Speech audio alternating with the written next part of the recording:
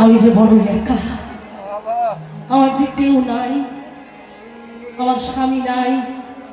জানো মায়েরা, নারী জীবনের তিনটি সম্পদ কি কি বলতো? তিনটেই স দিয়ে শুরু। এক হলো স্বামী, দ্বিতীয় হলো সংসার, তৃতীয় হলো সন্তান। মেয়েটা সব আছে, হ্যাঁ মেয়েটা সব আছে, স্বামী আছে, সংসার আছে, আত্মীয় পরিজন বন্ধু বান্ধব সব আছে।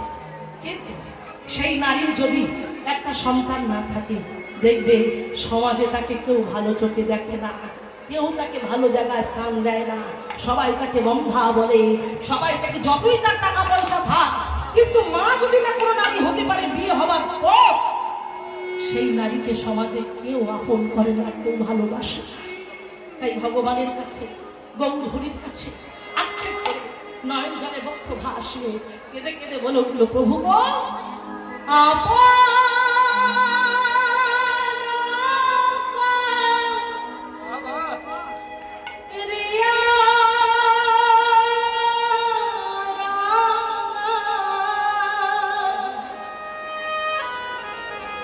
আমার